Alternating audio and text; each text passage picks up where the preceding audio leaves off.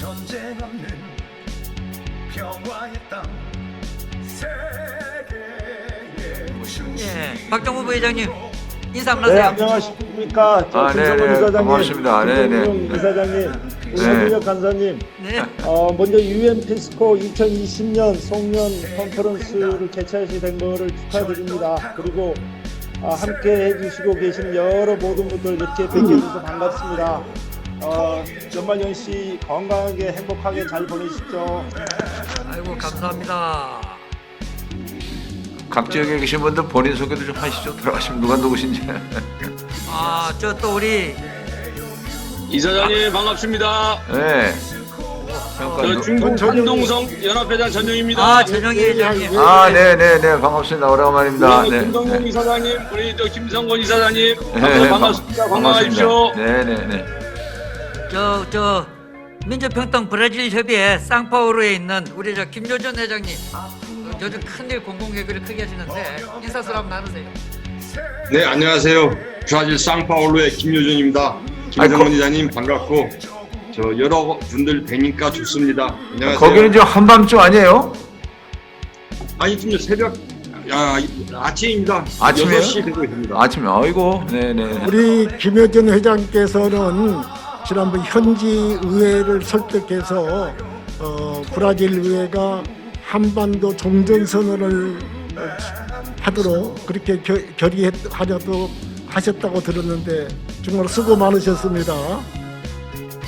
예, 감사합니다. 김동영 이사장님.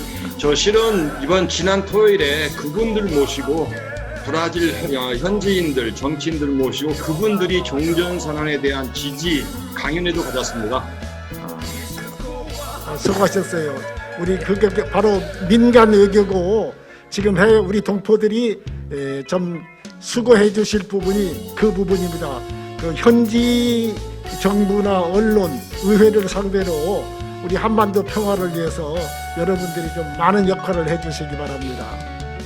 감사합니다. 예, 수고하셨고요. 또 우리 평통에도 법률봉사단이 있습니다만은 브라질 변호사 협회에서도 또 공식적으로 지지 선언을 이끌어내셨습니다. 저기 이상무 평통에서 남유럽 회장님 좀 보이시네?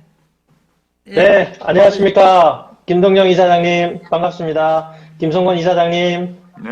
늦었지만 축하드립니다. 네. 네, 다시 뵙게 돼서 정말 반갑고요. 이번 그 송년 컨퍼런스 개최를 진심으로 축하드리고 앞으로 많은 또 발전적인 그런 모습 기대하겠습니다. 그리고 김성건 이사장님 잠시 후에 할 강연 기대하겠습니다. 감사합니다. 예, 또 이상무 회장님은 그동안에 큰 역할을 하시고 그리고 아주 듬직하신 후임자를 결정해 주셔서 새로 이끌 회장을 선출하는 데 큰 역할을 해 주셨습니다. 수고하셨습니다. 감사합니다. 또 우리 항상 열심히 해주시는 우리 샌프란시스코의 정성덕 회장님 식구들 많이 들어오신 것 같은데 인사 좀 나누시죠. 네, 김동영 이사장님, 정순덕입니다. 나하고 이사장님. 인사하지 마시고 우리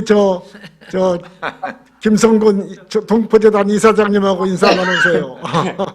네, 저 반갑습니다. 김성건 이사장님, 샌프란시스코에서도 뵀었죠. 네, 잘 오셨습니다. 반갑습니다. 예. 하여튼 먼저도 축하드렸지만 뭐 거듭해서 축하드립니다. 네, 오늘 고맙습니다. 좋은 강연 기대합니다. 고맙습니다. 네네. 또 우리 얼마 전에 일본 한국인 중앙회 회장으로 추대되셨는데 우리 구철 한인 회장님 저기 우리 격리 중이신데 우리 고상급 회장님 지금 호치민에서 계시는 것 같은데 구철회장 나왔잖아. 구철 회장 이제 말씀하세요.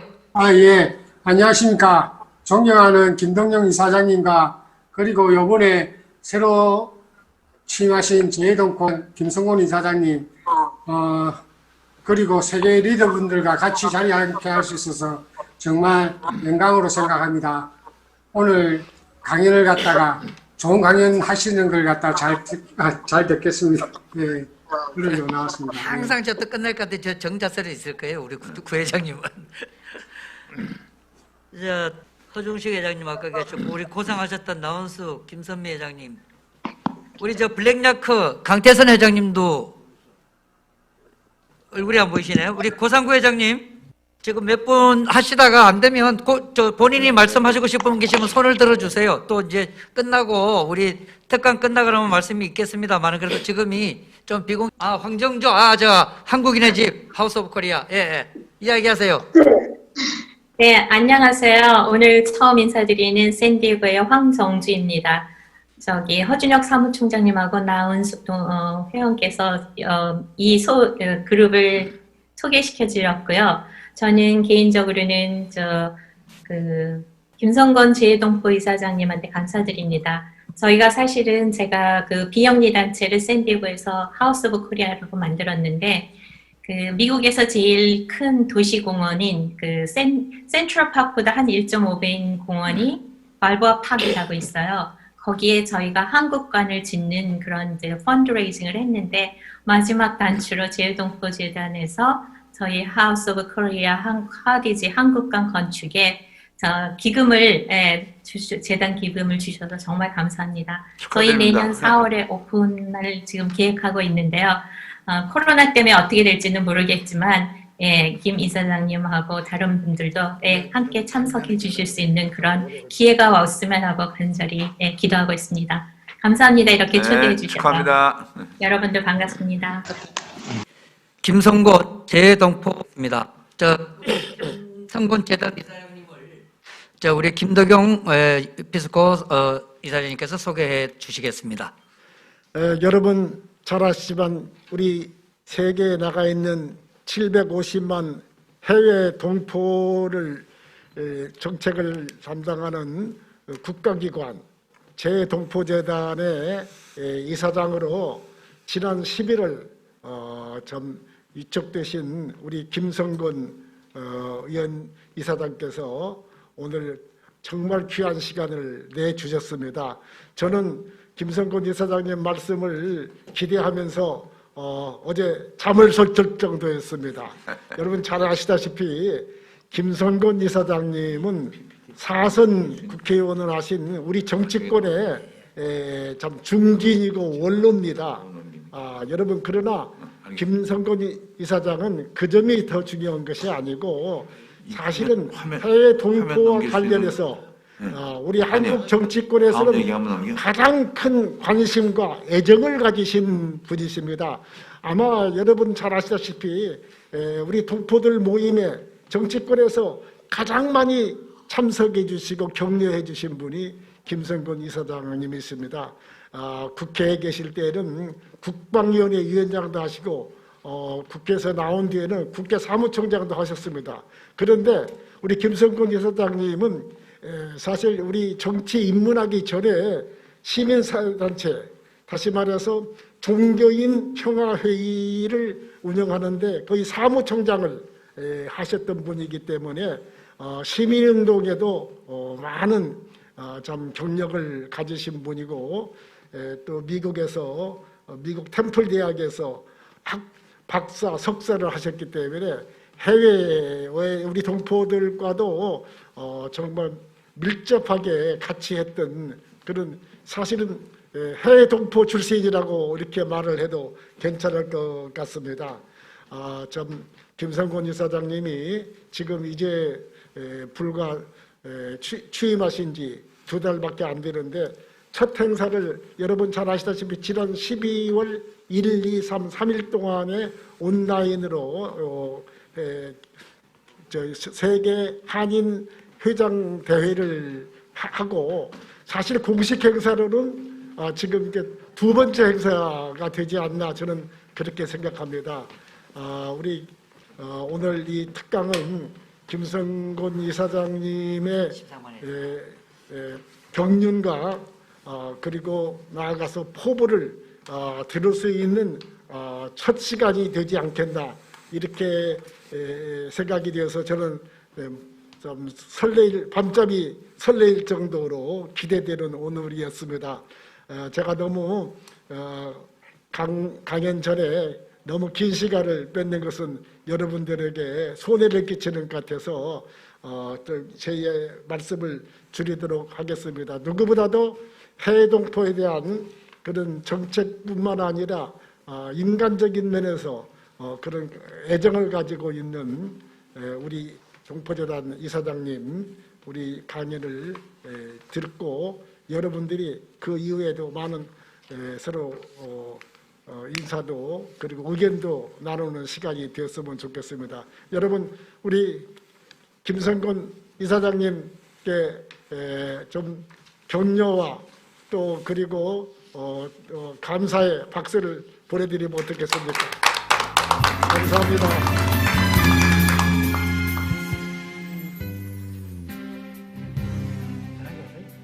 네.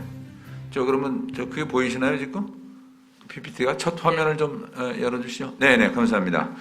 네, 먼저 오늘 우리 한반도 평화 번영재단, 영어로 이름이 UN 피스코인데 우리 또 김동영 우리 이사장님께서 이렇게 좋은 기회 마련해 주신 것에 대해서 대단히 감사합니다. 또 얼마 전에 우리 UN 피스코가 대북 지원 사업자로 이렇게 통일부에서 지정이 됐다는 뉴스도 들었는데 다시 한번 축하드립니다. 오늘 저희 제목은 포스트 코로나 시대의 재동포의 역할이 되겠습니다. 뭐 한 60분 하라고 그랬는데 가능하면 한 3, 40분 내에 끝내도록 하겠습니다. 먼저 다음 페이지요. 이게 시뻘건 거 뭔지 아시죠? 코로나 이 바이러스입니다. 지금 한국에서는 다 이렇게 마스크를 써야 될 정도로 코로나 팬데믹이 굉장히 극성을 부리고 있습니다. 제가 좀 발음을 정확하게 해서 잠깐 좀 마스크를 벗어도 되겠죠? 네. 어제까지 코로나 확진자 수가 전 세계적으로 7,400만 명입니다. 그리고 사망자가 165만 명. 아마 내년 초가 되면 1,000만 명 정도의 확진자가 나오지 않을까 싶은데, 가히 전 인류를 뒤덮고 있는 그런 전염병이라고 할 수가 있습니다. 근데 과연 코로나 팬데믹의 원인이 뭐냐? 대체로 과학자들의 의견에 의하면은 이 기후변화로 인한 지구 온도 상승이 생태계를 파괴시켜서 이러한 새로운 바이러스가 생겨나고, 이런 것이 앞으로도 이 기후변화 문제가 해결되지 않는 이상은 계속 새로운 바이러스가 창궐할 것이다라는 이런 저희들한테는 대단히 좀 불편한 그런 뉴스들이 나오고 있습니다. 다음. 그럼 이 코로나 바이러스의 원인이라고 하는 기후변화, 다시 말해서 지구온난화의 원인은 무엇이냐? 여러분도 많이들 들으셨을 것입니다. 이 산업혁명 이후에 우리 인간이 엄청난 물질 문명을 지금 추구하면서 특히 이 화석원료라고 하는 온실가스가 배출되면서 이 CO2가 증가하는 것이 이 지구온난화의 가장 결정적인 원인이다. 우리 대한민국도 예외는 아닙니다. 지금 세계에서 저희가 두 번째로 많은 그런 지금 이 화석 온실가스를 저희가 배출하고 있고, 그래서 2016년에 파리 협정에서 지구 온도가 1.5도 이상 더 이상 올라가면 안 되겠다. 여기서 어쨌든 중단시켜야 되겠다는 결의를 했는데, 불행하게도 세계에서 가장 많은 온실가스를 배출하는 미국이 트럼프 대통령이 얼마 전에 탈퇴를 했죠. 그래서 그 옆에 있는 지금 귀여운 소녀가 스웨덴의 크레타 툰베리라는 16살 되는 소녀인데, 이 트럼프 대통령을 맹비난했습니다. 그러면서 이번에는 바이든이 당선돼야 된다고 지지 성명까지 냈었는데, 어쨌든 다음. 지금 우리 인류는 이런 CO2를 무한히 배출하는 이런 물질 문명에서 탈출해야 되는 문명의 대전환이 지금 시급한 그런 시점에 있고, 이번 코로나 이 팬데믹이 우리 인류로 하여금 인류 문명 대전환의 필요성을 깨닫게 하는 그런 좋은 기회가 됐다고 생각합니다. 저기 아이스크림 위에 있는 게 이 지구인데요. 지구가 아이스크림처럼 천천히 지금 녹아 내려가고 있죠.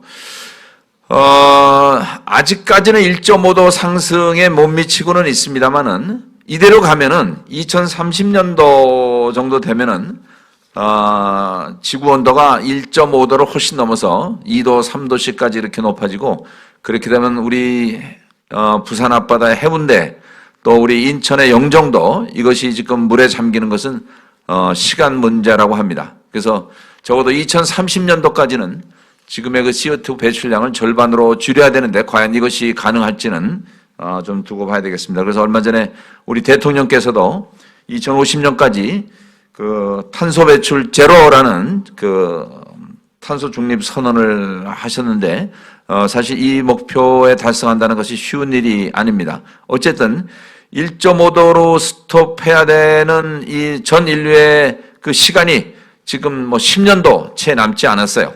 그래서 사실 오늘의 이 주제는 이 문제하고 깊이 좀 연관이 되어 있습니다.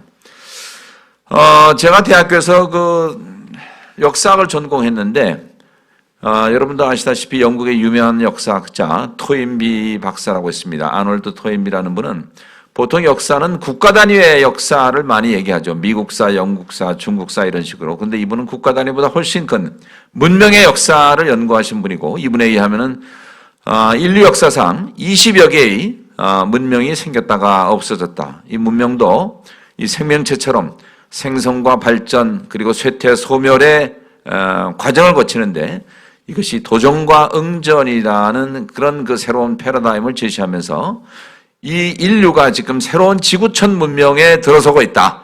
이런 그 말씀을 하셨습니다. 다음. 그럼 이 과학의 발전으로 해서 이 지구촌이 지금 하나의 그 지구촌을 만들어가고 있고, 이전까지 인류를 지배했던 각 지역 단위의 문명은 지금 사실상 소멸해 가고 있습니다. 중국 문명, 이집트 문명, 또 뭐 인도 문명, 유럽 문명, 이 문명의 울타리들이 지금 서서히 깨지면서 이제는 뭐 비행기 타면은 뭐 하루면은 지구 반대까지 갈 수 있고, 또 뭐 휴대폰 하나면은 몇 초 만에 지구 반대편에 있는 분들과 지금 통화가 가능한 그런 시대에 우리가 지금 돌입해 있습니다. 그런데 이 지구촌 문명이라는 새로운 문명이 탄생되는데, 과연 그러면 이 어디서 이 새로운 문명이 탄생할 것이냐, 이것이 미국이냐 아니면 뭐 중국이냐. 근데 사실 아시다시피 유럽이 그동안에 이 새로운 물질 문명의 시작 지점이었습니다만은 그 다음에는 미국이 사실 주도권을 잡고 있고, 그러나 미국도 아시다시피 지금 세계 경찰 국가로서의 지위를 서서히 양보해 가고 있습니다. 그리고 사실 미국 다음으로 GDP가 높았던 것이 일본인데, 일본도 그 자리를 지금 중국에 내주고 있죠. 그래서 지금 중국이 군사력, 경제력으로 세계 지금 2위 국가를 지금 마크하고 있는데, 그럼 중국이 새로운 문명을 주도할 것이냐? 저는 앞으로 새로운 문명은 군사력과 경제력으로 세계를 리드하는 것이 아니고 문화의 힘으로 새로운 문명을 리드해야 되는데, 저는 일본도 중국도 아닌 우리 한반도가 그 후보가 아닌가, 저는 그렇게 생각을 하고 있습니다. 근데 마침 다음 이 토인비 박사께서 그런 말씀을 하셨어요. 21세기 이 지구촌을 리드할 새로운 문명의 가장 적절한 후보지는 동북아시아다. 그분이 한국이나 일본, 중국이라고 어떤 나라를 지정하지는 않았지만 동북아시아를 지명을 했습니다. 왜냐하면 동북아시아가 19세기부터 20세기까지 이 동양 문명과 서양 문명이 충돌하고 정신 문명과 물질 문명이 충돌하고, 그리고 드디어 공산주의와 자본주의가 충돌하는 가장 격렬한 문명의 충돌지였다. 이번에 그 문명 그 이론에 의하면은 새로운 문명이라는 것은 그 문명과 문명이 교류하고 충돌하는 곳에서 새로운 문명이 생겨나기 마련인데, 그 19세기, 20세기 동북아시아의 역사가 이 문명과 문명이 가장 격렬하게 충돌하는 지점이었기 때문에 여기서 새로운 문명이 낳지 않겠느냐. 사실 보면은 1840년에 그 영국이 중국을 침입하는 아편 전쟁이 있었죠. 1894년에 청일 전쟁, 그리고 1905년에 노일 전쟁, 1930년대 중일 전쟁, 1941년에 태평양 전쟁, 그리고 1950년에 한국 전쟁이 있었습니다. 그래서 사실 우리 한반도야말로 이 동북아시아 문명의 충돌의 한 가운데서 가장 고통을 받았던 그 민족이 우리 한민족이라 할 수가 있습니다. 그런데 이런 서구 물질 문명의 시작은 여러분도 아시다시피 18세기 영국에서 시작이 됐습니다. 영국의 뉴턴을 시작으로 과학 문명이 발전하면서 그 전에는 그 인간의 의식주를 전부 손으로 해결됐어요. 뭐 예를 들어서 우리 인간의 옷을 만드는 것도 대부분 간의 수공업으로 만들었는데, 이때부터 과학 또 산업이 발전하면서 공장에서 대량으로 물건을 생산하는 그런 산업혁명이 영국에서부터 시작이 됐습니다. 그래서 여기 사진이 영국에서 시작된 그 방적 공장의 사진이고, 오른쪽의 사진은 그전에는 이 물품들을 말들이 싣고 나갔는데 이제는 이 터빈이 발명되면서 기차로 물건을 대량적으로 이렇게 실어 나가는 그런 이제 시대가 시작이 됐습니다. 다음. 근데 이 산업혁명이 인간한테 그 물질의 그 편리는 좋습니다만은 이 산업혁명, 다시 말해서 대규모로 공장에서 생산되는 물건을 팔려니까 식민지가 필요한 거예요. 그리고 싼 원료를 수입하려니까 또 식민지에서 이런 원료를 수입해야 되는 이런 자본주의의 그 시스템 때문에 결국 서구의 열강들이 아시아하고 아프리카를 식민지로 만들게 됩니다. 아시아에서는 유일하게 일본만이 이 서구 열강처럼 산업화가 일찍되면서 이 아시아를 침략하는 그런 이제 나라가 되죠. 그 다음.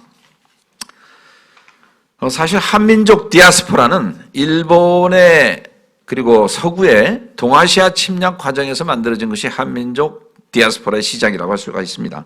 그래서 1893년 일본이 청일전쟁에서 승리하면서 이제 조선을 서서히 점령하게 되고 결국은 만주, 그다음에 중국, 그리고 동남아시아까지 이렇게 침략을 하게 됩니다. 그래서 유대인들의 그 디아스포라가 BC 4세기에 바빌론의 침공에 의해서 유대인 디아스포라가 시작이 됐다 그러면 한국의 디아스포라는 그 서구 열강과 일본의 침략 과정에서 그 19세기 말에 시작이 됐다 이렇게 말씀드릴 수가 있겠습니다. 자, 그럼 이 디아스포라의 첫 번째 시작은 러시아라고 말할 수가 있죠. 그래서 1863년에 13가구의 한민족이 그 두만강을 건너서 그 연해주로 이주하기 시작한 것이고, 여기 사진은 1900년대 초 러시아 연해주로 이주한 우리 신한촌의 고려인들의 사진입니다. 아주 모습이 초라하죠. 다음. 1930년대 벌써 러시아로 이주한 우리 한민족이 한 20만 명 정도 됐습니다. 이때는 스탈린, 다시 말해서 러시아가 공산화되기 시작을 했는데 이 공산화에 승리한 소위 적군파가 그때 백군파하고 싸워서 승리하면서 일본하고도 이제 대립을 하게 됐는데, 이 연해주에 사는 우리 한인들이 일본의 스파이라는 오해를 받으면서 스탈린이 연해주에 있는 18만 명의 이 우리 고려인들이죠. 이 사람들을 이 카자흐스탄 또 우즈베키스탄 이런 중앙아시아로 하룻밤에 강제로 이주시키는 그런 정말 비극적인 사건이 일어났는데, 여기 사진은 블라디보스톡에서 이 기차로 강제 이주를 시키는 뭐 그런 장면입니다. 1937년이었습니다. 다음. 그 다음에 일본의 동포들, 그 제1동포의 시작은 역시 일제식민지 과정에서 시작이 됐습니다. 그래서 처음에는 취업을 위해서 혹은 뭐 유학을 가기 위해서 많은 우리 한국인들이 일본으로 이주하기 시작을 했고, 그 다음에는 이 태평양 전쟁이 시작되면서 1940년대부터 군인 그리고 노동자로 강제징용이 시작이 됐죠.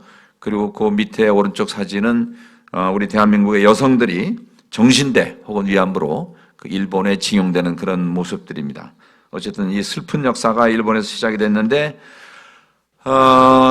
해방이 되고서 약 200만 명의 제1동포 중에 140만 명은 한반도로 오고 한 60만 명이 남아갔고, 이제 제1동포의 역사가 시작이 되는데, 그 중에 일부는 민단이라는 소위 이 대한민국을 지지하는 제1동포가 됐고, 그 다음에 또 나머지는 조총련이라고 북한을 지지하는 제1동포가 이렇게 되면서 제1동포 사회가 둘로 갈라지는, 뭐 처음에는 조총련의 그 세력이 굉장히 컸다가 지금은 뭐 민단 세력이 더 커지는 그런 상황이고, 저기 오른쪽 사진은 그 민단 학교 다니는 조총련 학교 다니는 아이들입니다. 사실 제1동포 사회에서 좀 제일 아쉬운 점은 이 한국말을 잘하고 한국의 이 문화의 그 정체성을 그 훨씬 좀 강하게 유지하는 게 조총련계 학교예요. 이것이 상당히 좀 아쉬운 측면인데, 어쨌든 이거는 뭐 우리가 앞으로 좀 풀어야 될 숙제면서, 그리고 지금은 뉴카마라고 해서 그 해방 이후에 특히 70년, 80년도에 그 새로운 직장을 찾아서 일본에 정주하기 시작한 그런 뉴커머의 인구가 한 20만 정도 합해서 지금 제1동포들은 한 90만 정도로 이렇게 보고 있습니다. 다음. 그 다음 미주 이민은 여러분도 아시다시피 인천에서 1902년 12월 22일 날 그 배를 타고 그 하와이로 건너간 103명의 노동자들이 미주 이주의 첫 시작입니다. 그래서 사실 그 하와이에 도착한 1월 13일이 지금 미주 한인의 날로 지정이 됐어요. 그래서 처음에는 하와이 사탕수수 농장, 그 다음엔 LA에서 오렌지 농장, 저 오른쪽 사진은 도산 안창호가 맨 그 왼쪽에 계시네요. 그래서 도산 안창호께서 오렌지 하나를 따더라도 애국하는 마음으로 따자라는 그런 그 독립운동을 사실 하기를 시작을 했습니다. 다음 여기 사진은 이제 미주 이민 금년이 118년인데 왼쪽 사진은 그 미주 이민 100년을 축하하는 그런 행사에 우리 어린아이들이고, 이 오른쪽에 3명의 여성은 이번에 미주의 그 하원 국회의원에 당선된 우리 자랑스러운 한국의 딸들입니다. 은주, 순자, 그 다음에 영옥 씨죠. 그리고 여기 한 사람의 또 남자가 앤디 킴의 사진이 빠졌는데 이번에 4명이나 이 미주 이민사에 정말 정말 가장 기쁜 소식이라고 할 수 있는 그 정치권에 이렇게 진입을 했습니다. 그 오른쪽 아래 사진은 한글 학교 아이들 사진인데 지금 세계 1,800여 개 한글 학교가 있는데 가장 많은 숫자의 한글 학교가 지금 미주에 있습니다. 다음. 미주와 버금가게 많은 그 동포가 중국 동포들입니다. 미주보다 조금 더 많다고 합니다만은 왼쪽 사진은 1992년에 우리 한중 수교 이후에 중국으로 넘어간 지금 그 중국 한인들 숫자가 만만치 않습니다. 조선족과 합해서 지금 254만 명이라고 그러는데 아직까지는 조선족 숫자가 훨씬 많죠. 오른쪽 사진은 북경에 있는 조선족들의 그 신년 축하 모임인데 지금 그 중국의 그 조선족들이 뭐 한 200만 정도라고 그러는데 지금 한국에 나와 있는 조선족들이 거의 90만 된다고 그래요. 그러니까 거의 절반 가까이가 지금 그 한국에 나와 있습니다. 그래서 지금 한국에 나와 있는 이 해외 동포가 상당히 큰 이슈가 되어 있습니다. 다음.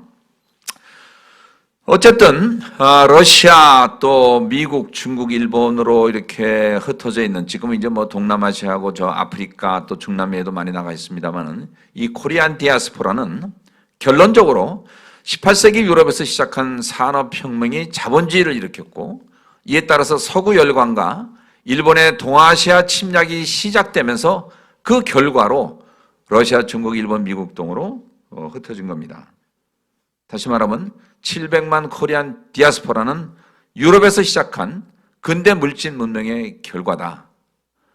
근데 여기까지는 이제 모르겠습니다만, 여기까지도 사실 좀 그 가슴 아픈 역사입니다만은 이것보다 더 또 가슴 아픈 것이 이 근대 물질 문명이 우리 한민족을 남과 북으로 분단한 그런 원인을 제공했다는 것입니다.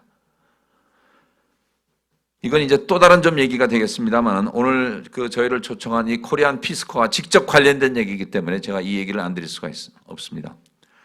자, 아까 말씀드렸듯이 영국에서 18세기에 시작된 서구 물질 문명은 자본주의라는 이런 새로운 사회 체제를 만들었어요. 그러면서 불가피하게 자본가와 노동가라는 계급을 만들었습니다. 저 왼쪽의 사진은 그 당시 그 독일에 있었던 이 만화인데요. 신문의 만화인데 이 뚱뚱한 자본가들이 걸레 짜듯이 노동자들을 쥐어짜서 노동자들의 임금을 착취하는 겁니다. 그 노동자의 몸에서 떨어지는 것이 저 돈이죠. 다시 말해서 돈을 벌기 위해서는 임금을 싸게 해야지만 자본가들이 이윤이 많이 남기 때문에 노동자들의 임금을 최대한 낮춰갖고 어쨌든 이제 그 돈을 버는 겁니다. 그러다 보니까 지금은 이것이 불법입니다만 당시에는 소년 노동자들이 굉장히 많았어요. 저 가운데 사진하고 오른쪽 사진은 그 나이 어린 10대 소년들이 공장에서 일하는 모습입니다. 여기서 어린이들이 많이 다쳤죠. 이렇게 그 자본주의의 그 뭐 모순이라고 할 수 있겠는데 이런 노동자들의 그 열악한 현장을 보면서 이 칼 막스라는 사람이 자본주의의 이 비인간적인 그런 현장을 이제 비판하기 시작합니다. 다음 사진이요. 그 왼쪽의 사진은 가운데 이제 모세처럼 그 자본주의는 결국 부의 불평등으로 망할 것이다.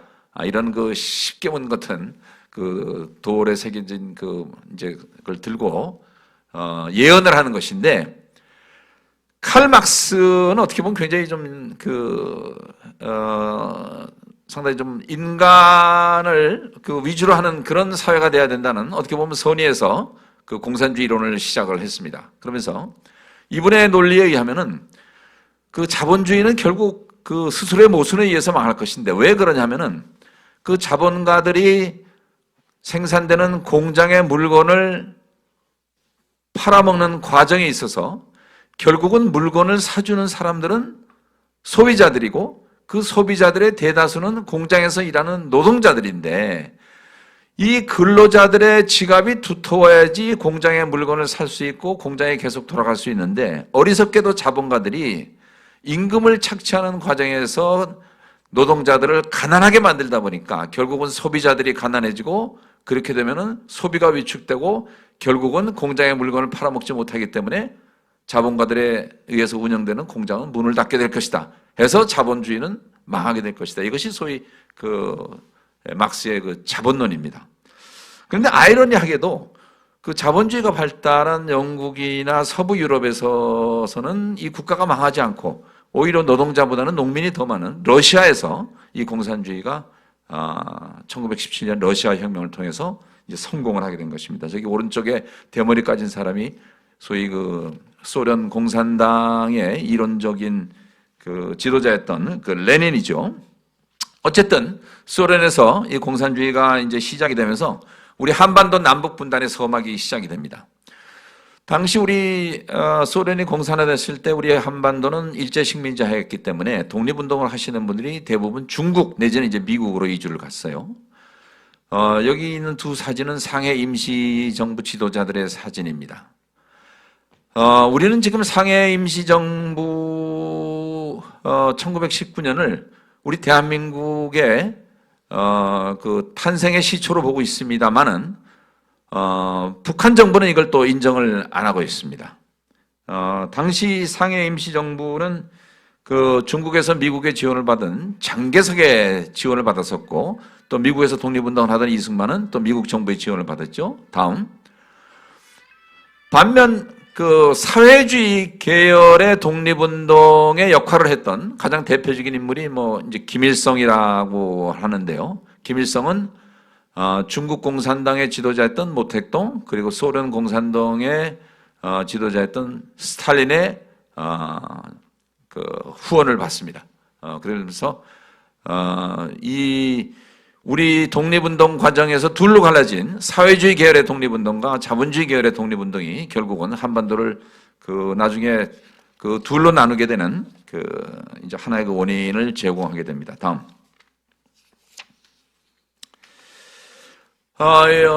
이 사진은 가운데는 38선이고 해방 이후에 북쪽에는 소련군이 점령을 하고 남쪽에는 미군이 점령하는 우리 한반도가 분열되게 된 뭐 가장 직접적인 원인이라고 할 수 있습니다. 다음.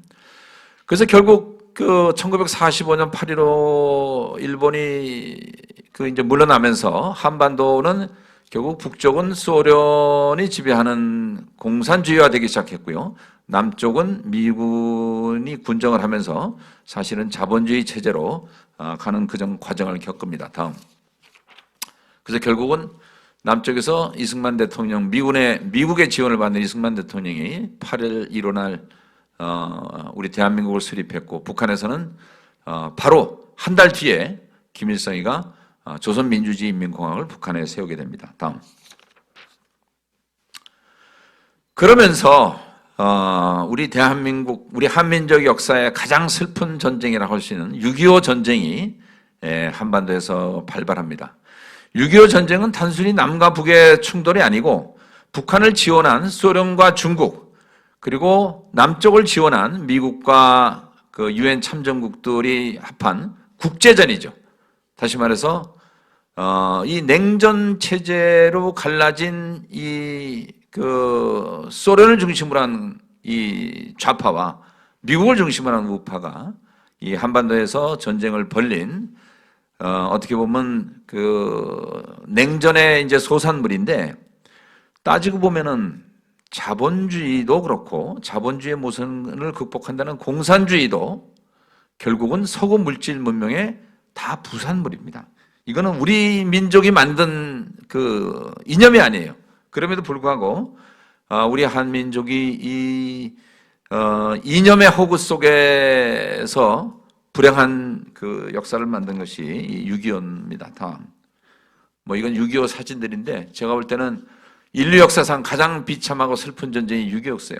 우리 동족 상잔, 같은 동족끼리 서로 죽고 죽이는 전쟁이었고, 여기에 외국 사람들까지도 이제 뭐 끌어들여서 아니면 참전해서 전쟁을 했고, 무려 500만 명에 달하는 사람들이 죽고 다치는 그런 비참한 전쟁이 6.25였고, 어느 한쪽도 승리하지 못한 결국은 무승부로 끝나는 전쟁이 6.25였습니다. 다음.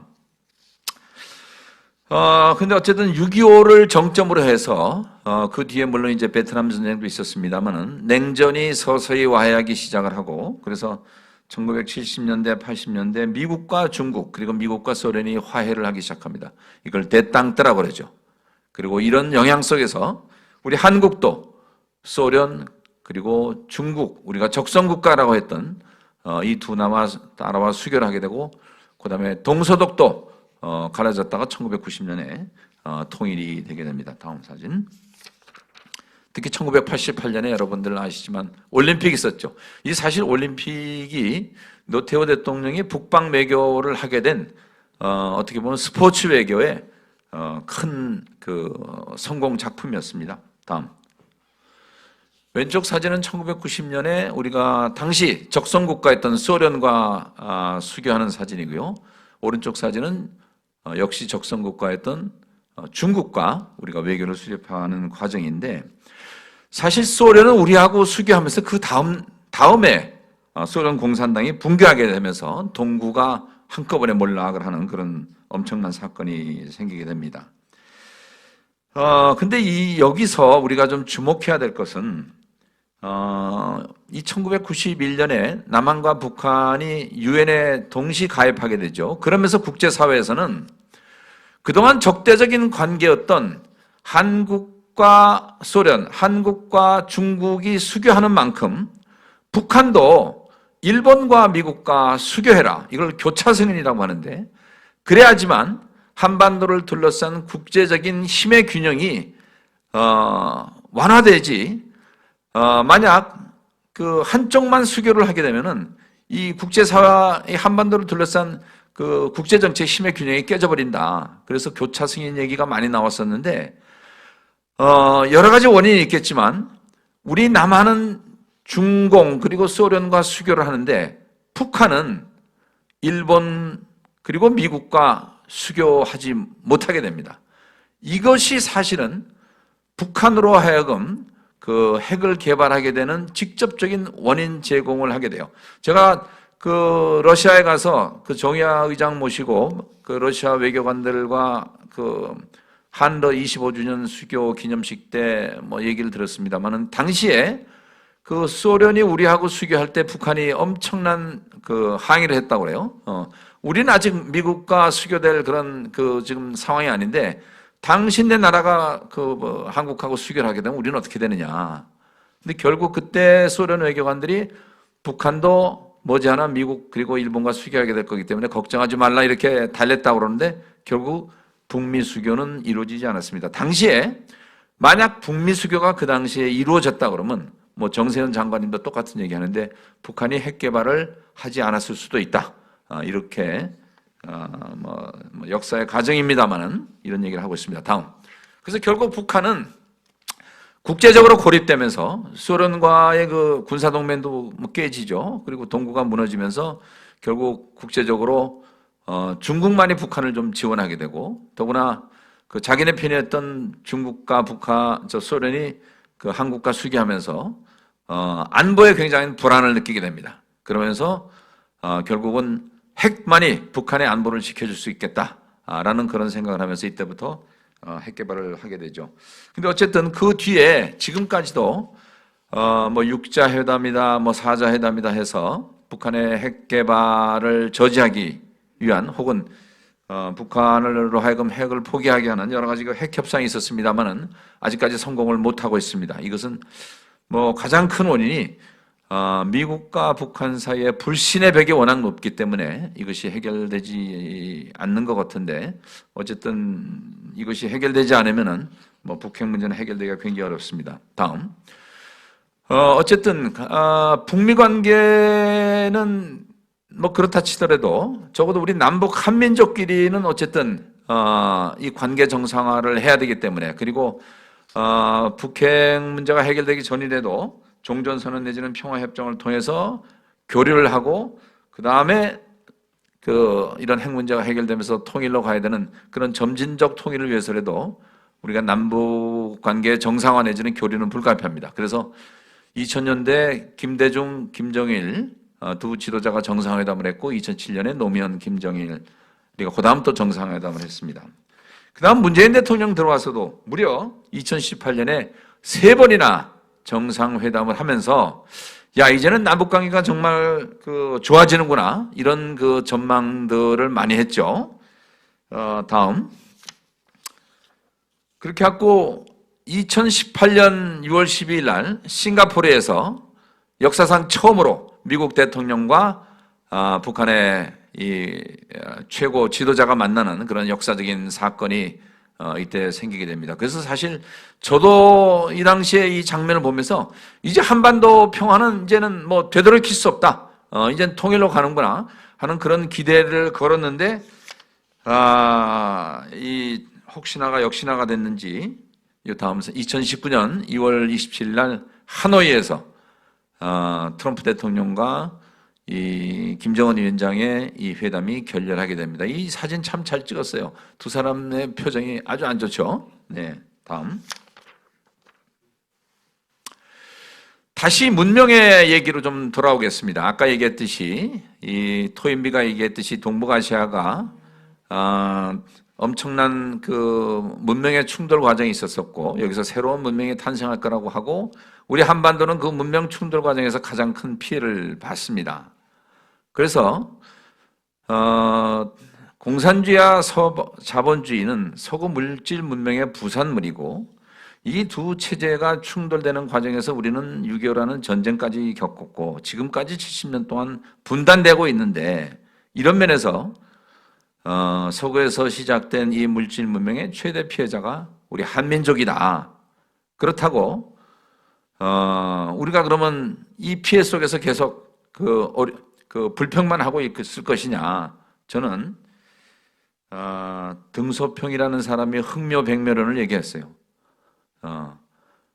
이념이 뭐 그렇게 중요하냐? 사실 중국은 공산주의 체제라고 하지만 제가 볼 때는 유교가 지배하는 그리고 공산주의라는 외형상의 껍질을 갖고는 있습니다만 내용적으로는 상당히 자본주의적인 그런 사회가 지금 중국입니다. 아마 중국에 계시는 우리 비즈니스 하신 분들은 뭐 상당 동의를 할 거예요. 그래서 저는 우리가 이 두 체제 사이에서 피해를 겪었지만 이제는 우리가 이 두 체제를 잘 이용을 해서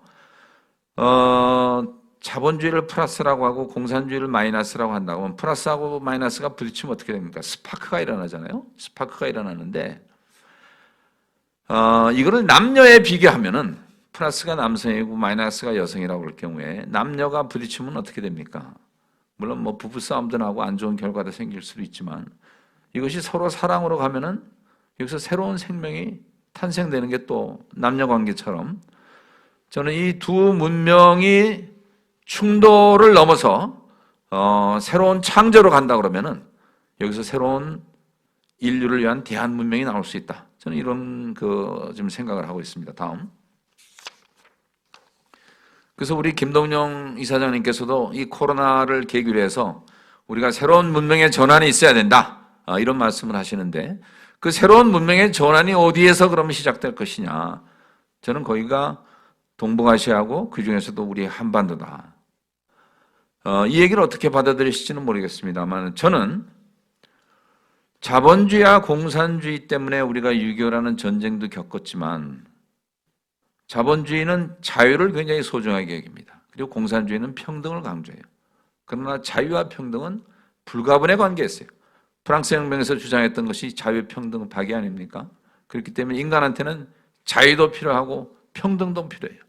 그래서 우리가 이념의 노예에서 좀 벗어나서 이 이념을 인간의 행복을 위해서 잘 쓸 수 있게, 그래서 자유와 평등을 조화시키는 그런 인간 중심의 새 문명을 우리가 리드해서 창조해 나가야 될 것이 아닌가.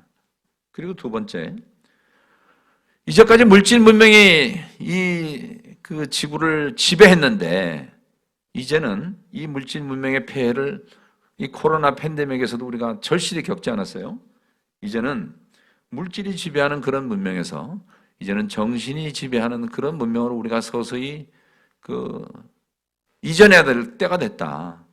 그래서 우리 김구 선생님도 말씀하셨지만 우리 한민족은 군사력 경제력을 갖고 세계를 리드하려고 하지 말고 문화로서 세계를 리드하는 그런 문화민족이 되어야 된다, 이런 말씀을 하셨는데 저는 앞으로 우리가 창조해야 될 새로운 문명은 물질 문명과 정신 문명이 조화되고 인간과 자연이 조화되는 그런 생태적 문명, 그리고 문화가 경제 군사력보다 훨씬 더 세계를 지배하는 그런 문명으로 가야 되는 것이 아닌가. 그래서 결국은 이제는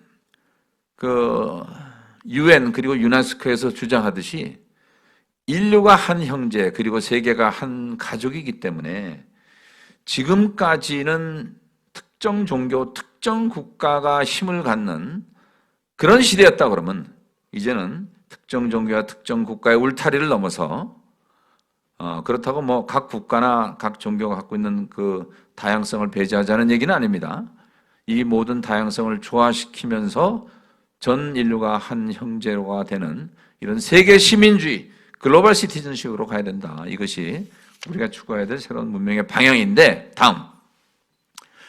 이 얘기를 이미 단군 할아버지께서 지금부터 4353년 전에 하셨어요. 단군 할아버지가 한민족 최초의 국가를 만드시면서 세우신 철학이 뭡니까? 홍익인간은 널리 인간 세계를 이롭게 하라는 얘기예요. 이것은 너희 한민족끼리만 잘 먹고 잘 살려고 하지 말고 너희는 모든 인류의 유익이 되는 그런 사람들이 되라 하는 것이 그 단군 성조께서 우리 민족에게 주신 건국 이념입니다. 이게 오늘날 얘기하는 글로벌 시티즌십이에요. 저는 이런 훌륭한 정신을 가진 건국 정신이 어디 있을까 이렇게 생각하는데 이것이 저는 앞으로 인류 문명의 방향이고 우리 재동포들이 나가야 될 길이라고 저는 이렇게 생각을 합니다. 동의하시면 박수 한번 치셔야 됩니다. 그리고 이것이 사실 오늘 회의 총회를 하시는 UN 피스코가 나갈 방향인 것 같아요. 제가 볼 때는. 네, 이 이름 참 잘 지었어요. 그래서 홍익 정신으로 새로운 지구 문명을 창조하자. 네, 우리 김동영 이사장님 지금 문명의 전환 자꾸 얘기하시는데 저는 그 문명의 전환의 그 기본이 우리 한민족이 이미 갖고 있다. 홍익 정신이다. 그래서 첫째, 종교와 정치의 갈등을 넘어서자. 불교도 기독교도 이슬람교도 이제는 싸우지 말고 인류를 위해서 또 자본주의도 사회주의도 좌우가 이제는 인류를 위해서 같이 협력하고 봉사하는 그런 시대로 가야 되고, 두 번째, 그러기 위해서는 모든 종교, 모든 국가, 모든 이념이 대화해하고 대용서하고 대관용의 자세로 가야 된다. 그래서 이제는 모든 문제를 특정 국가나 특정 종교의 입장에서만 볼 것이 아니고 세계 시민의 입장에서 이제는 우리가 문제를 풀어보자. 이것이 오늘 총연하신 UN 피스코의 방향이라고 저는 생각을 합니다. 네, 이제는 결론입니다. 자, 750만 재동포가 어떻게 가야 되냐? 첫째는 완코리아 운동을 해야 돼요. 완코리아 운동. 우리가 세계 평화를 얘기하면서 우리 민족끼리 싸우면 세계인들이 우리를 따라오겠어요? 우리 내부 문제부터 해결해야 돼요. 그래서 지금 국회에서도 만날 여야 진보 보수 싸우는데 이제 그만 싸웠으면 좋겠어요. 우리 김동영 이사장이나 저나 국회에서 늘 평화와 화해를 주장했던 사람입니다. 그래서 이념의 갈등을 굽고자. 두 번째, 지금도 전라도 경상도 이 갈등이 심각해요. 전라도에서 국회의원 되려면 민주당 돼야 되고 경상도에서 국 빠지달라고 그러면 뭐 저쪽 당 가야 되고, 네. 이건 상당히 불행한 겁니다. 그래서 적어도 해외 동포들끼리는 이런 지역 갈등하지 마시고 경상도, 전라도, 충청도 따지지 마시고 하나가 됐으면 좋겠다. 그리고 세 번째 나아가서 남과 북이 이제는 하나가 돼야 되지 않느냐. 민족 갈등 해소하자. 그래서 해외 동포들께서는 제2의 독립운동을 하셔야 돼요. 무슨 말이냐? 일제시대 때 독립운동 미국하고 중국 동포들이 시작했잖아요. 그것처럼 이제는 현재까지의 그 분단된 이 코리아는 완전한 독립이 아니에요. 완전한 독립은 우리가 한반도가 하나가 될 때, 한민족이 하나가 될 때 진정한 독립이기 때문에 이 미완의 독립을 완성시키는 제2의 독립운동을 우리 해외에서 750만 재동포가 부르셔야 된다. 이 UN 피스코가 좀 그 일 좀 하셨으면 좋겠어요. 그 다음에 원 코리아 다음에 원 월드 운동이에요. 한중일을 화해시키자. 아니 유럽은 유럽 공동체를 만드는데 왜 한중일은 그 동북아 평화 공동체를 만들지 못합니까? 우리가 한자, 유교, 불교 문화라는 그런 공동의 문화 속에서 2000년을 같이 살았는데 화해 못할 이유가 없어요. 먼저 그래서 동북아 공동체를 성공시켜야 되고, 두 번째, 중국과 미국이 지금 패권 싸움하고 있는데 전 중국이 주장하는 사회동포주의나 미국이 주장하는 팍스 아메리카나 궁극적으로 평화를 지향한다면 싸울 필요가 없는 거예요. 그래서 우리 한국이 그 사이에서 지금 뭐 고래 싸움에 새우 등 터진다고 그러는데 저는 고래 싸움에 등 터지는 새우가 되지 말고 그 디즈니 월드 가보니까 두 마리의 고래 위에서 아주 두 마리의 고래를 멋있게 그 쇼를 하게 만드는 조련사가 있더라고요. 그 조그만 조련사처럼 우리가 땅은 적지만 마음은 크게 해갖고 중국과 미국도 패권 싸움하지 말고 우리 동북아시아 평화와 세계 평화를 위해서 같이 노력하도록 화해시켜야 되고, 세 번째, 서구와 이슬람권 아직도 중동에서 만날 폭탄 터지고 있잖아요. 유대교나 이슬람교나 기독교나 다 사실은 아브라함의 자손들이에요. 그리고 야훼 하나님이나 알라 하나님이나 결국 하나의 하나님인데 왜 이렇게 싸우냐? 하나님 보시기에 가장 슬픈 게 종교 전쟁이에요. 그래서 이게 또 우리 한국은 지금 불교, 기독교 그렇게 싸우지 않습니다. 한국에 지금 종교 평화 운동이 굉장히 잘 되고 있어요. 그래서 우리가 세계 종교 평화 운동도 한국이 저는 주도해야 된다고 생각해요. 그래서 결론적으로 전 인류를 한 형제로 만드는 원 월드 운동을 주장해야 되고, 마지막으로 인류만 하나 돼서는 안 돼요. 이 지구상에 인류만 있는 것이 아니잖아요. 수많은 생명체들이 우리 인류와 같이 살고 있어요. 그래서 이제는 원 플래닛 운동을 해야 된다. 이 지구에 사는 온 생태계가 하나다. 그래야지만 이 코로나 바이러스도 해결할 수 있어요. 그러기 위해서는 우리가 끊임없는 물질을 소유하려는 우리의 삶의 패턴을 바꿔서 물질 친화적 삶에서 자연 친화적 삶으로 나가야 된다.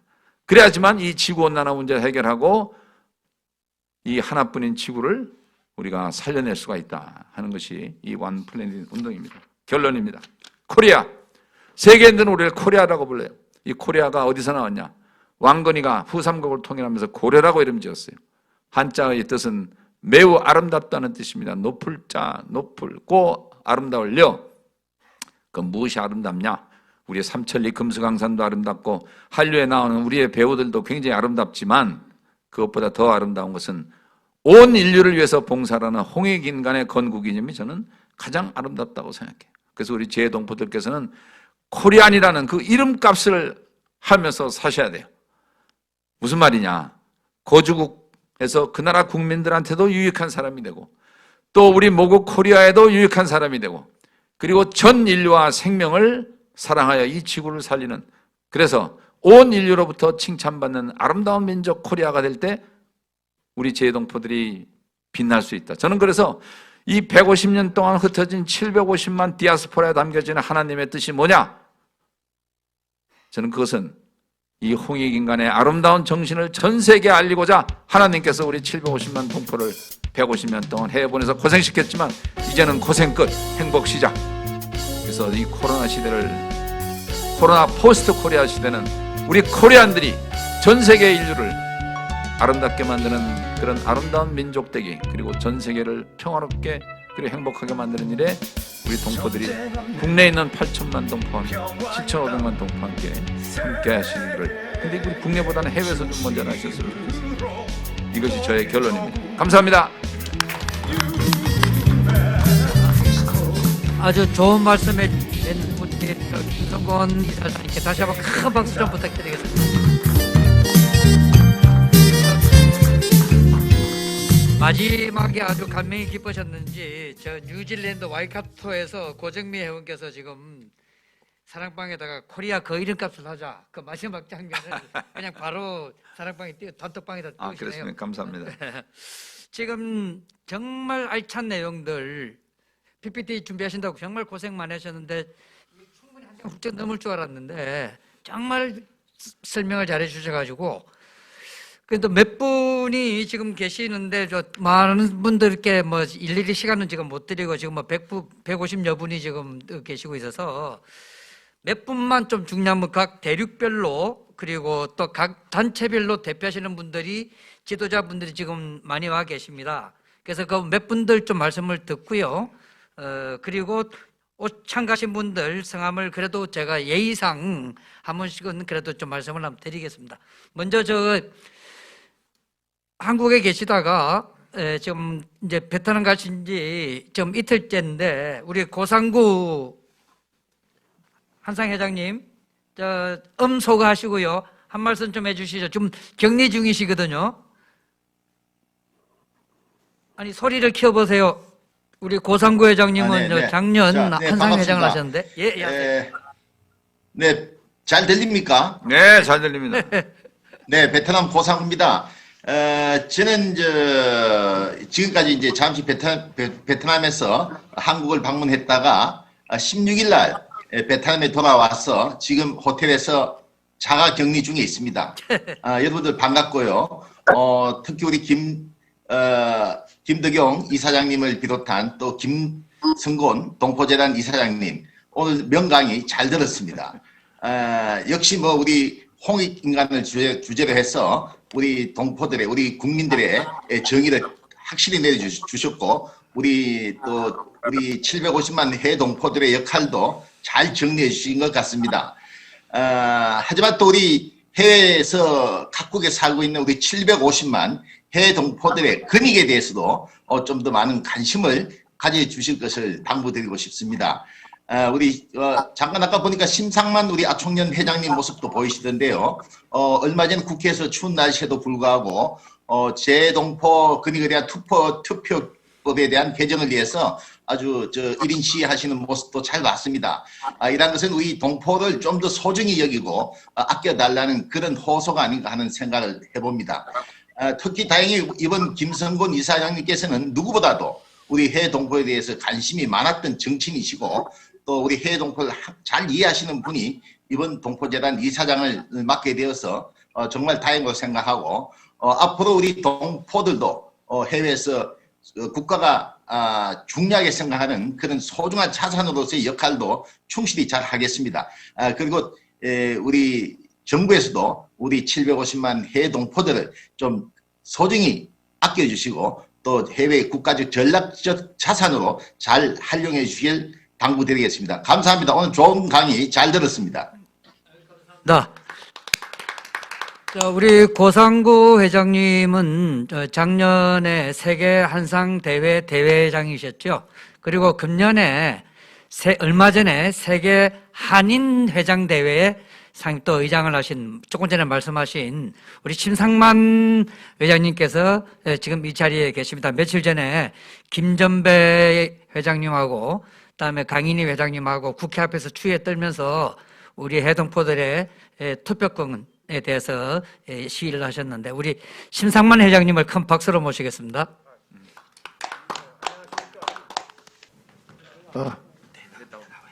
네, 안녕하십니까. 저는 아시아 한인의 청년합회 회장 심상만입니다. 제가 금년에 그 세계 한인회장 대회 의장을 맡고 또 내년도 연임을 했습니다.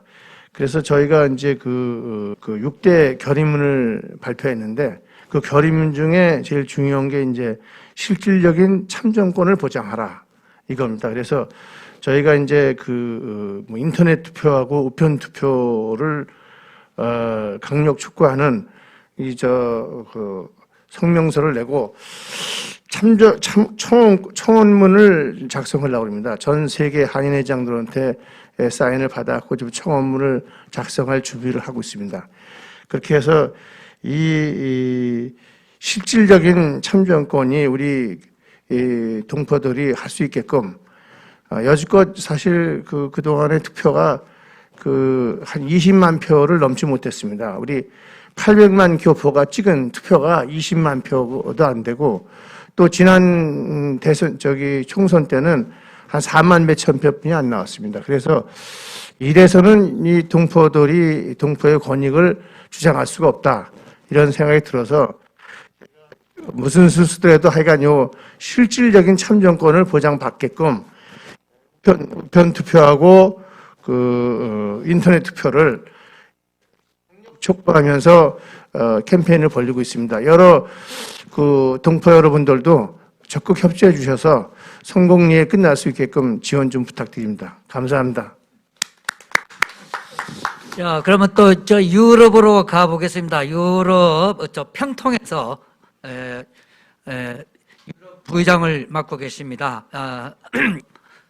박종건 부의장님. 네, 안녕하십니까. 민주평통 유럽 중동 아프리카 부의장 박종범입니다. 먼저 UN 피스코 해외 동포 송년 컨퍼런스를 개최하게 된 것을 진심으로 축하드리고 또한 이렇게 참여하게 된 것을 대단히 기쁘게 생각합니다. 이런 훌륭한 행사를 준비해 주신 우리 김동영 이사장님, 허준혁 사무총장님을 비롯한 여러 관계자 여러분들께 먼저 존경의 말씀을 드립니다. 아울러서 매 1분 1분 한순간도 놓칠 수 없을 정도로 정말 귀하신 아주 훌륭하신 강의를 해주신 우리 제2동포재단의 김성곤 이사장님 정말 항상 존경합니다. 우리 모두의 표상이시고 저희들의 진정한 리더십니다. 오늘 강의 먼저 부탁드리고 싶은 거는 물론 유튜브를 통해서 강의 내용을 별도로 해서 오늘 이 자리에 참석하지 않은 분들도 같이 공유할 수 있는 기회를 좀 마련해 주시고 또 오늘 준비해 주신 프레젠테이션 자료도 저희들이 이렇게 공유할 수 있는 기회를 좀 만들어 주십사 하는 말씀을 드리고 싶고요. 말씀하신 것 중에서 정말 원 코리아, 원 월드, 원 플래닛 통일기관 정신으로서 우리 문화 문명의 중심지로서 새로운 문화를 창출해내는 그곳이 바로 우리 대한민국이라는 말씀은 우리들한테 너무 크게 다가오는 것 같습니다. 해외에 있는 자문위원 우리 모두 자문위원뿐만 아니라 해외 동포 모두가 그런 운동에 동참했으면 좋겠고요. 동참할 수 있도록 모두가 노력했으면 좋겠습니다. 아울러서 지난 한인 회장 대회에서도 결의문 중에 하나 나온 거가 있었는데 가장 빠른 시일 내에 서울에 우리 한민족 교육문화센터를 설립하는데 여러분들도 같이 동참해 주시면 좋겠고요. 또 한 가지는 우리 한반도의 평화와 공동 번영, 전국적인 평화적인 통일이 무엇보다 중요하기 때문에 그게 우리 UN 피스코의 이념하고도 맞다 생각이 듭니다. 그런 측면에서 우리 한반도의 종전선언을 촉구하는 그런 모임에 여러분들 다 동참을 해 주시기를 바라고 두 번째는 우리가 지금 추진하고 있는 2032년 서울과 평양의 올림픽 공동 개최를 성사시킬 수 있도록 우리 해외에 있는 우리 한인 동포들 모두가 동참해 줬으면 하는 바람입니다. 아무튼 여러분들 이렇게 뵙게 돼서 반갑고요. 모두 건강하시고 행복하십시오. 감사합니다. 네, 감사합니다. 자, 그러면은 유럽 했었으니까 우리 또 중남미 카리브로 한번 가보겠습니다. 우리 오백문 회장님 멕시코에서 먼 길 오셨는데. 반갑습니다. 멕시코에서 중미 카리브 협의회장, 민주평통 협의회장을 맡고 있는 오백문입니다. 오늘 사실 이 자리에 이렇게 자리에 함께 할 수 있어서 너무 영광이고요. 올지 말지 되게 고민을 많이 했습니다. 근데 와보니까 너무너무 좋고요. 또 이렇게나마 또 전 세계에 있는 리더분들을 또 뵙게 되고 너무 좋고요. 앞으로 열심히 UN 피스코가 더욱더 성장하고 발전할 수 있도록 최선을 다하도록 하겠습니다. 감사합니다. 자, 이 트럼프 시대 때 이 가장 갈등이 심했던 게 중국인데, 이 다시 이제 바이든 시대에는 또 중국하고 그렇게 될 줄 모르겠습니다. 우리 중국에서 오셨습니다. 우리 저 허남세 중국 부의장님 한 말씀 부탁드리겠습니다. 안녕하세요. 반갑습니다. 오늘 우리 김덕영 우리 UN 피스코 이사님께서 이런 좋은 자리 마련해주셔서 너무 고맙고요. 사실은 우리 김덕영 이사장님을 두고 우리 해외에 있는 디아스포라들의 최고 지도자라고 이렇게들 말씀들 많이 하시죠.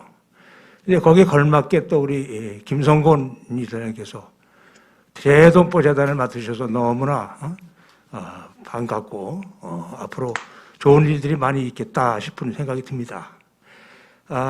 근데 저는 이제 한 가지 이 자리에서 이왕 된 길에 여러분과 함께 힘을 합쳐서 하나 더 해야 될 게 아까 참정권 문제도 물론 있고 여러 가지 문제가 많이 있습니다만 우선 재외동포 우리 디아스포라들의 아이들이 16개 나라에 34개 한국 학교가 있습니다.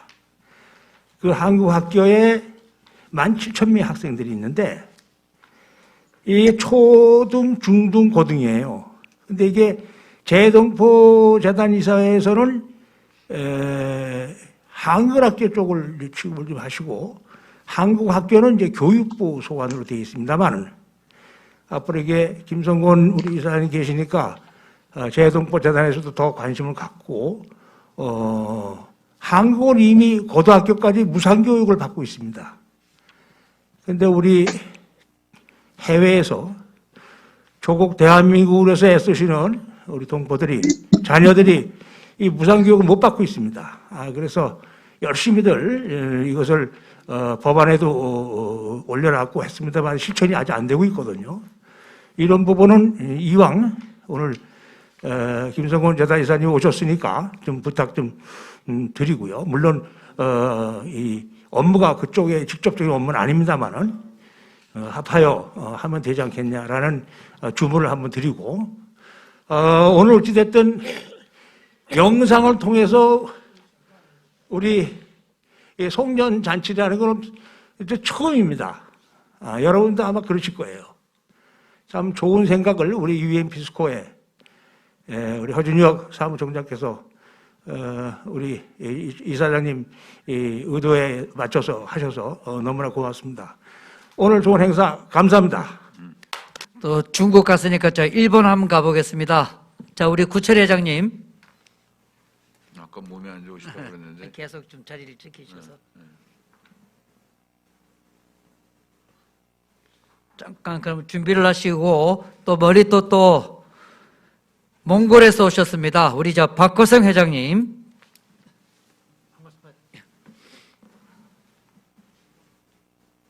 반갑습니다.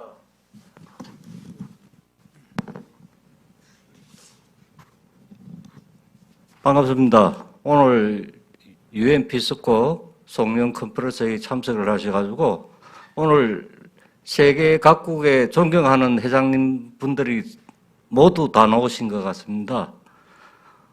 우리가 겪어보지 못한 코로나라는 팬데믹 사태에서 비대면으로 온라인 행사를 하게 됐는데 앞으로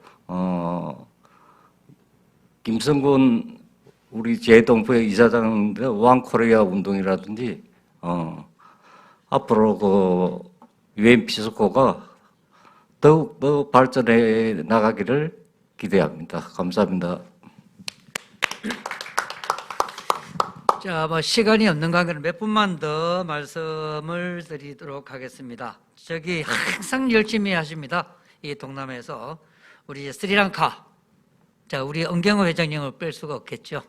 은경호 회장님. 네. 네, 안녕하십니까. 김동영 이사장님. 건강한 모습 뵈니까 반갑습니다. 그리고 우리 김성곤 이사장님.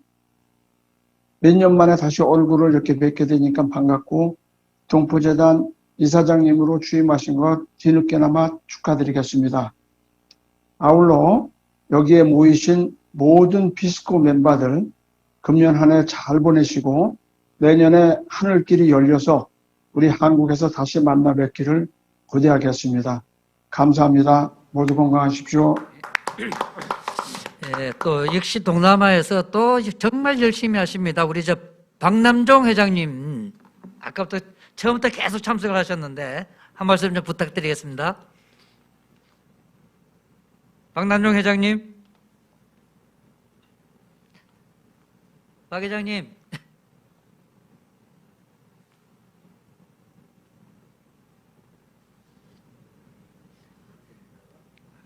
지나가야지 뭐.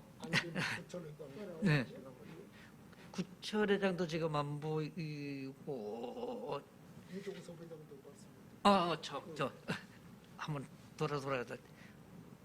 저기 아프리카 오만의 김전 회장님 아까부터 기다리셨는데 예, 음성 해제하시고. 네, 안녕하십니까.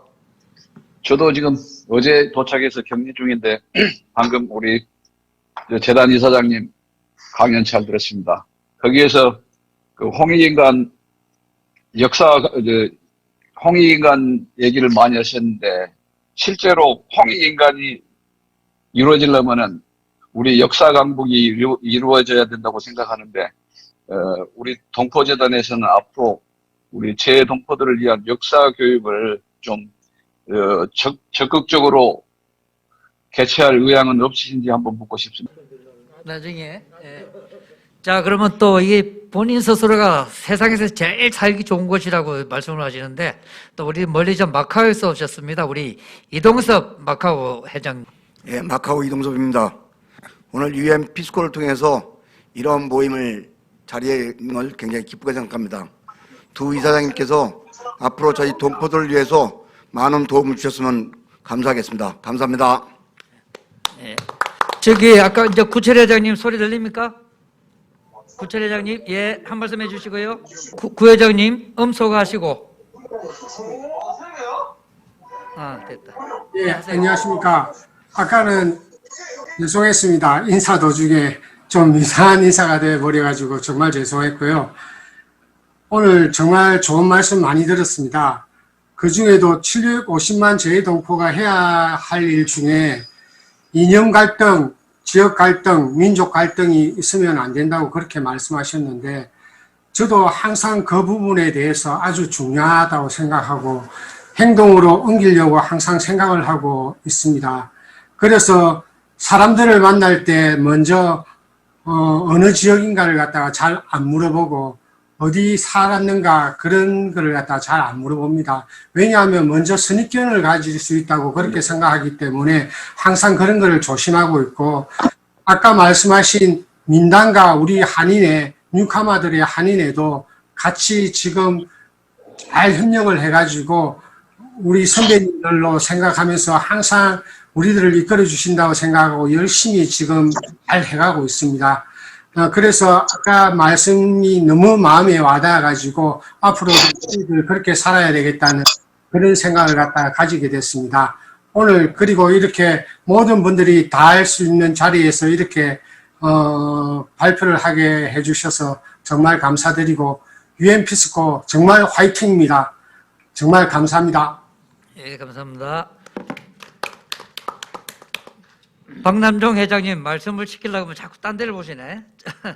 그러면 스페인의 이백민 유럽 부회장님. 예, 말씀하세요. 잘 들리세요? 예, 들립니다. 아유, 반갑습니다. 김동영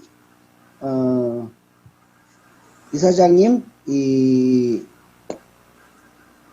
회의를 마련해 주셔서 감사드리고요. 오늘 김성곤 재단 이사장님 취임을 늦게나마 축하드리고 오늘 명강의 정말 잘 들었습니다. 그리고 우리가 나아갈 길 갖다가 너무나 이렇게 명확하게 해주셔서 너무 감사드리고요. 전 세계의 모든 지도자 여러분 반갑습니다. 감사합니다. 네. 자, 그러면 또 미주 본토에 아까 잠깐 소개를 드렸습니다만 우리 정성덕 회장님 간단하게 인사 말씀 좀 부탁드릴게요.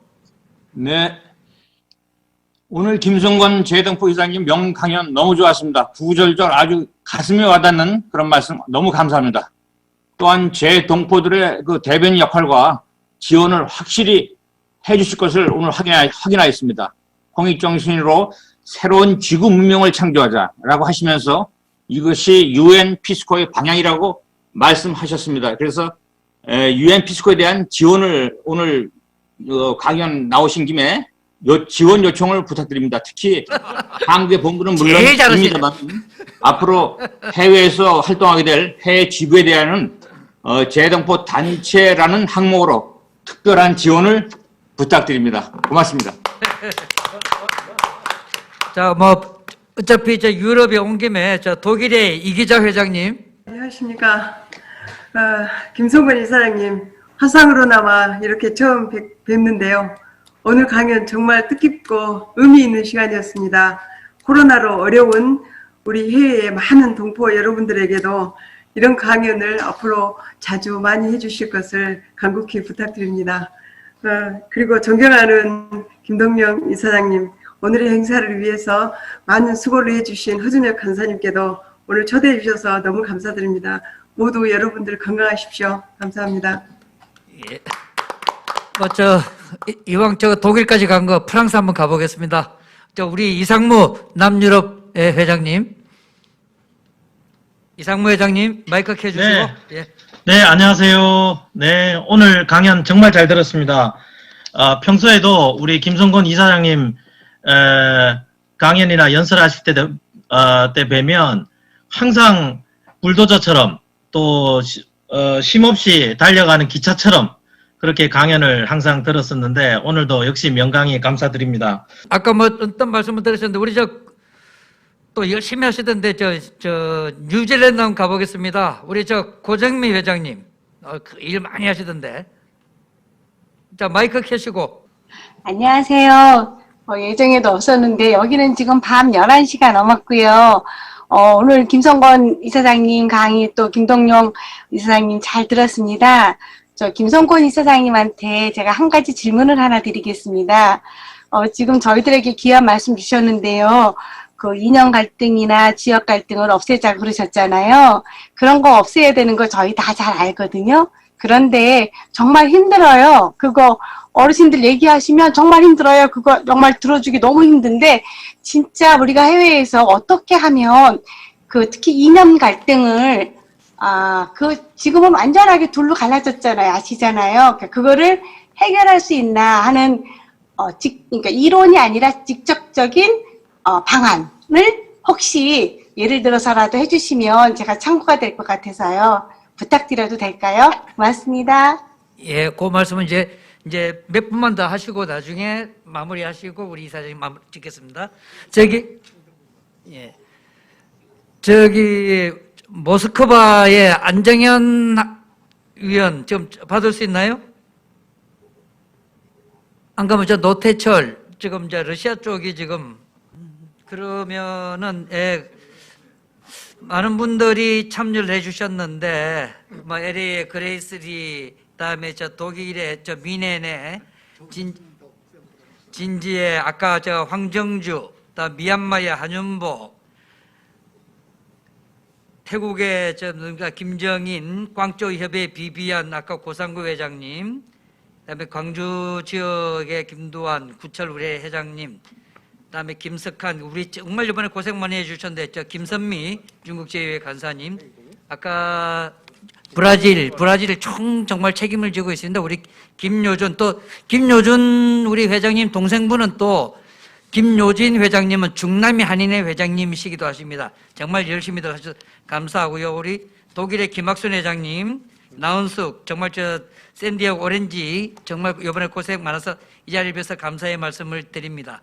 그리고 정현숙 아까 부회장님, 시간상 해외 동포들뿐만 제가 인사드리는 걸 우리 국내에 계신 분들의 양해를 좀 부탁드리겠습니다. 그리고 샌프란시스코 박내일, 달라스에 아까부터 계속 지켜보셨는데 우리 박명희, 시카고에 내 또 친구기도 한데 우리 박우성 군 고맙습니다. 박은미, 시애틀 서기, 우리 박종무 부회장님 말씀을 하셨고 밴쿠버의 또 로터스 정, 또 중국의 서상이 하여간 뭐 여러분들 많은데 일일이 다 못합니다. 우리 양성이 또 이번에 저기 사무총장으로 가셨고 유해덕 중동협의회 또 중국 이건영 이종직 아까 저기 중국 그것을 알고서 가라.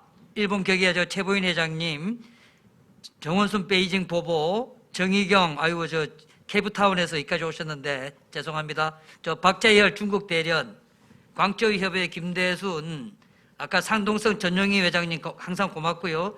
시애틀의 지가슬 저 청년위원장님, 최혜식님, 선양의 최채영님, 한상권 우리 호치민의 안치복 회장님, 우리 또 우리 근한나 열심히 좀 걸으시면서 지금 있는데, 다음에 우리 또 주하원의원 비서관하고 있는 우리 김남희, 또 우리 참고 우리 아직은 참석은 해주셨는데 뭐 멀리 앉아 계십니다. 우리 김교식 회장 감사드리고, 자 이상으로 뭐 제가 다 소개를 못했다고 해가지고 제발 욕을 좀 하지 말아 주시고. 시간이 좀 많이 되었습니다. 그래서 오늘 정말 귀하신 그런과 귀하신 말씀을 해주셨는데 우리 김성권 이사장님을 박수로 다시 한번 모시고 마무리 말씀 들으시고요. 네, 하여튼 여러분들 격려해 주셔서 감사드리고요. 뭐 두 분에 대한 질문만 답하겠습니다. 아까 그 미국 샌프란시스코에 우리 정승덕 회장님 피스코를 좀 확실히 도와주라고 그랬는데 저희 재외동포재단 이사장으로 할 수 있는 한, 그리고 또 이건 통일부에서도 좀 도와줘야 돼요, 보니까. 네, 그래서 통일부하고 같이 해갖고, 우리 피스코 정말 좋은 취지를 갖고 있는 단체예요, 보니까. 그래서 좀 적극, 돕겠다는 말씀을 드리겠고요. 그 다음에 또 우리 뉴질랜드 고정미 회장님 그때 행사 잘 치르셨어요. 제가 축사 보내드렸는데. 네.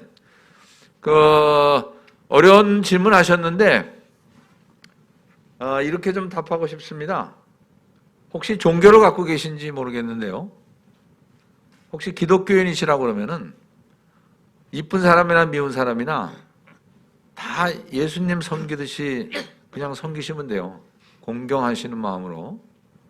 그리고 혹시 불교 신자시면은 모든 사람이 다 부처님이다 하고 그런 마음으로 섬기시면은 그러면 다 아까 얘기했던 그런 불편한 마음이 없어지고 자연스럽게 사람들이 우리 고정미 회장님한테 감화가 돼서 하나가 되지 않을까 그런 생각이 드네요. 그러니까 고정미 회장님부터 그렇게 하시면 됩니다.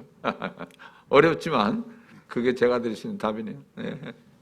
감사합니다. 그리고 저 아까 한국에 블랙자크 우리 강태선 회장님께서 계속 계셨는데 나가셨네요. 저 한국을 대표해서 한 말씀을 좀 부탁을 드리려고 그랬는데, 자 이것으로 모두 먼저 말씀들은 좀 아쉽지만 다음에 보는 걸로 하고, 또 이 내용은 유튜브로 실시간 생중계가 되고 있고 또 유튜브에서 그대로 보실 수가 있습니다. 참여 못하신 분들은 유튜브를 참고를 하시면 되겠고요.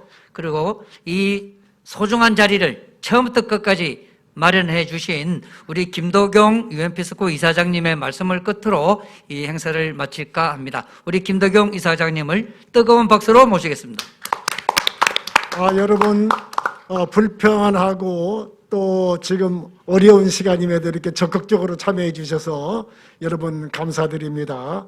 어떻습니까? 여러분 정말 감동적인 그런 특강이었죠. 정말 영양가가 좀 풍부한 모처럼 그런 좋은 강의를 전 개인적으로 들었다고 생각을 합니다. 여러분이 아시다시피 지금 물질 문명의 대전환이 이루어지고 있는데 우리 김성권 이사장은 소위 문명의 이 변화는 잘못된 물질 문명에서 앞으로 그걸 뛰어넘어서 정신 문명으로 가야 하는데, 이 정신 문명을 주도해야 할 사람은 바로 홍익 인간 정신을 가지고 출범한 우리 한민족이 주도해야 하지 않겠느냐. 왜냐하면 우리 한민족이야말로 참 물질 문명의 최대의 피해자이고, 오늘날 코로나 팬데믹도 바로 이 물질 문명의 산물인데, 우리 홍익 인간의 정신으로 이것을 극복해서 새로운 문명을 만들어야 한다. 그러기 위해서 먼저 우리 한반도에서 원코리아 운동이 이루어져서 우리 남쪽에서는 이념이나 지역을 추구하는 그런 하나가 되고 또 남북이 하나가 되는 원코리아 운동을 하고 그 다음에 세계가 하나 되는 월드 운동으로 가고 그리고 또 하나는 바로 하나밖에 없는 지구 살려내는 그런 정신운동, 물질문명을 해서 다시 정신운동으로 가는 이런 운동이 지금 중심이 되는데 참 우리 단군께서 세웠던 이 홍익인간 정신을 우리가 기본으로 해서 나가자. 여러분 잘 아시지만 세계 각국에 다 그 건국이전이 있습니다만은 우리 홍익인간과 같이 이렇게 훌륭하고 고상하고 정말 세계적인 그런 이념을 가진 나라가 어느 나라가 있습니까? 어느 민족이 있습니까? 저는 그래서 우리 한민족이야말로 우리 대한민국이야말로 세계를 이끌어갈 자격이 있는 민족이다 이렇게 생각합니다. 우리 새로운 문명, 물질 문명을 뛰어넘는 그런 정신 문명을 우리 한민족의 홍익인간 정신으로 우리가 하나가 돼서 나갈 것을 이 자리에 한번 다짐하는 그런 좋은 시간이 되었으면 합니다. 여러분 늦은 시간 또 그리고 너무 이른 시간 어려운 시간이었는데 이렇게 함께 끝까지 참여해 주셔서 감사합니다. 다음 또 좋은 프로그램을 만들도록 하겠습니다. 그때 여러분 다시 뵙겠습니다. 새해 복 많이 받으십시오. 예, 자주 뵈야겠습니다.